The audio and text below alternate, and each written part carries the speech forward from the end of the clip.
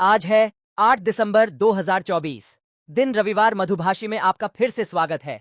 चलिए देखते हैं मध्य प्रदेश की फटाफट 25 बड़ी खबरों को।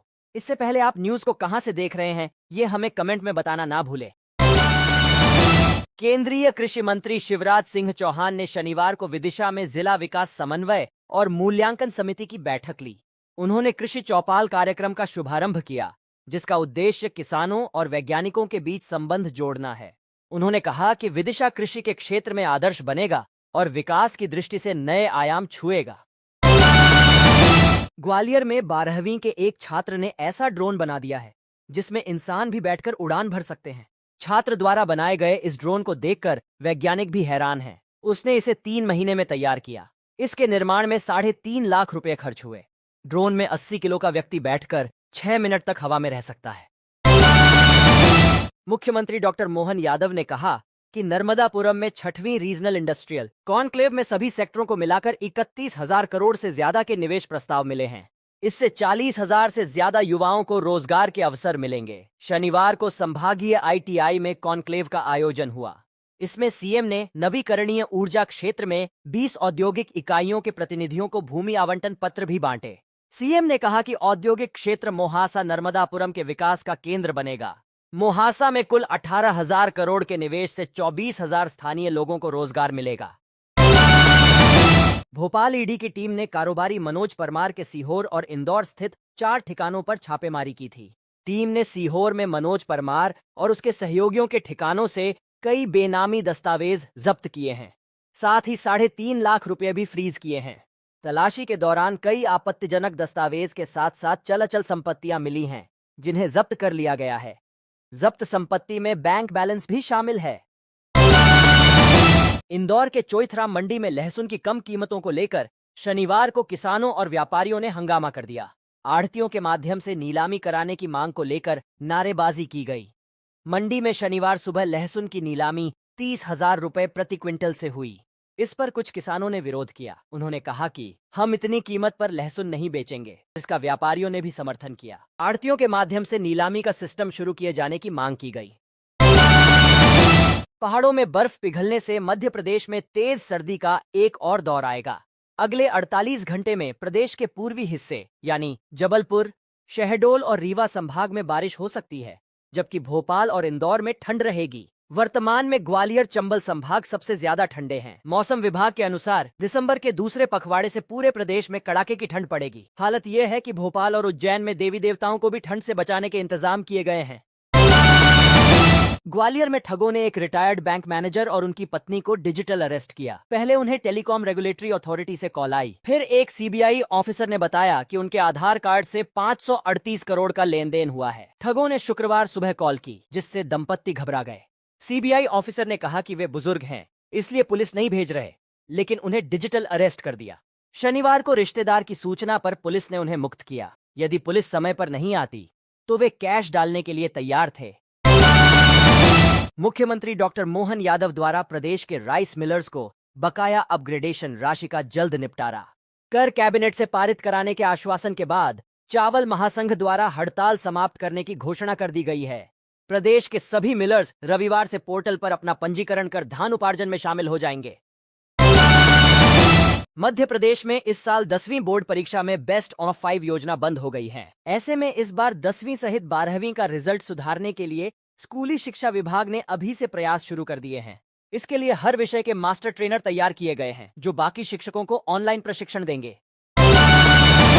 भोपाल में राज्य बीज प्रमाणीकरण संस्था के चपरासी ने 10 करोड़ रुपए का घोटाला कर डाला। सरकारी योजना की 5-5 करोड़ रुपए की 2 एफडी तोड़कर उसने रकम अपने बैंक खाते में डलवा ली। सेंट्रल बैंक ऑफ इंडिया का तत्कालीन बैंक मैनेजर और 5 अन्य लोग भी उसके साथ शामिल हैं। शनिवार को चपरासी और यस बैंक के मैनेजर समेत 6 आरोपियों को गिरफ्तार कर लिया गया। प्रदेश में 8 दिसंबर को पल्स पोलियो अभियान का आयोजन किया जाएगा, जिसमें जन्म से 5 साल तक की उम्र के लगभग 3.5 लाख बच्चों को दवा पिलाई जाएगी। बैठक में टीकाकरण बूथों के चिह्नांकन, लॉजिस्टिक्स, वैक्सीन संरक्षण, वैक्सीन परिवहन, रिपोर्टिंग और माइक्रो प्लान के संबंध में चर्चा कर निर्देश दिए गए। कान्हा राष्ट्रीय उद्यान के मुक्की गेट पर सुबह उस समय हंगामा मच गया। जब जिप्सी में सवार होकर देशी विदेशी पर्यटक कान्हा भ्रमण के लिए गेट से उद्यान के अंदर जाने वाले थे। इसी समय बेहर न्यायालय के जज दयाल सिंह सूर्यवंशी मोबाइल कोर्ट लेकर पहुंचे। उन्होंने पर्यटकों की गाड़ियों के कागजात चेक करना शुरू कर दिया। हंगामा होने के बाद पहुंचे पुलिस बल ने जज को 3 घंटे बाद पर्यटकों के बीच से निकाला। 55 वर्षीय ज्योति रात्रे, जिन्होंने इस साल 19 मई 2024 को माउंट एवरेस्ट पर विजय प्राप्त की थी, अब अपनी अगली चुनौती के लिए तैयार हैं। वह 14 दिसंबर को अंटार्कटिका के सबसे ऊंचे पर्वत माउंट विंसन, जिसकी ऊंचाई 4892 मीटर है, को फतह करने रवाना होंगी। सीएम ने शनिवार को नर्मदापुरम में आयोजित रीजनल इंडस्ट्री कॉन्क्लेव का शुभारंभ किया। इस दौरान उन्होंने खरगोन जिले के औद्योगिक क्षेत्र निमरानी में 83 करोड़ रुपए की लागत से 3 उद्योगों का वर्चुअली लोकार्पण और भूमि पूजन किया। इटारसी रेलवे स्टेशन पर टिकट बुकिंग कार्यालय में करीब 4.5 लाख रुपए की गड़बड़ी पाई गई। जबलपुर रेल सतर्कता विभाग की टीम ने शुक्रवार को छापेमारी की, जिसमें 2 महिला कर्मचारियों को निलंबित कर दिया गया। मामले में स्टाफ की मिलीभगत की आशंका जताई जा रही है और जांच जारी है। खंडवा से गुजरने वाली 11 जोड़ी ट्रेनों में रेलवे आज से जनरल कोच बढ़ा रहा है। ट्रेनों में जनरल कोच बढ़ाए जाने से यात्रियों को सीट की सुविधा मिलेगी। अभी जनरल कोच के यात्रियों को जगह नहीं मिलने पर मजबूरी में जुर्माना देकर स्लीपर और एसी कोच में यात्रा करनी पड़ रही थी। पंजाबी सिंगर और एक्टर दिलजीत दोसांझ शनिवार शाम इंदौर पहुंचे। रविवार 8 दिसंबर को C21 एस्टेट ग्राउंड में उनका कंसर्ट होना है। दिलजीत सिंह दोसांझ के लाइव कंसर्ट से पहले शनिवार रात को आयोजन स्थल पर हंगामा हो गया। बजरंग दल के कार्यकर्ताओं ने इस प्रोग्राम का विरोध किया। इस दौरान उनकी पुलिस से झड़प भी हो गई। एमपी बोर्ड के प्री बोर्ड और मुख्य परीक्षाओं के पहले माध्यमिक शिक्षा मंडल द्वारा कक्षा 10वीं और कक्षा 12वीं के विद्यार्थियों के लिए सैंपल पेपर जारी कर दिए गए हैं। मध्य प्रदेश के इंदौर और धार जिलों में अलग अलग जगहों पर हुई आयकर विभाग की कार्रवाई में जांच अभी तक जारी है। छापे के दौरान विभिन्न स्थानों से करोड़ों रुपए का हिसाब कच्ची पर्चियों और डायरियों पर मिला है। इसके साथ ही दुबई में कुछ लोगों के लेन देन के सबूत भी मिले हैं। स्टेट बैंक ऑफ इंडिया में सरकारी नौकरी पाने का सुनहरा मौका है। एसबीआई ने जूनियर एसोसिएट्स क्लर्क भर्ती का नोटिफिकेशन जारी किया है। इन पदों पर 7 दिसंबर से आवेदन शुरू हो गए हैं। इच्छुक और योग्य उम्मीदवार बैंक की आधिकारिक वेबसाइट पर जाकर 27 दिसंबर तक ऑनलाइन आवेदन कर सकते हैं। पचमढ़ी में मध्य प्रदेश पर्यटन विकास निगम की पहली पिंक होटल अमलतास अब महिलाओं ने शनिवार से संभालना शुरू कर दिया है। यहां मैनेजर से लेकर ड्राइवर, कुक और माली तक सभी महिलाएं हैं। एमपी टूरिज्म बोर्ड का यह नवाचार महिलाओं के लिए सुरक्षित पर्यटन को बढ़ावा देने के लिए शुरू किया गया है। अमलतास पिंक होटल में 22 महिलाओं का स्टाफ है।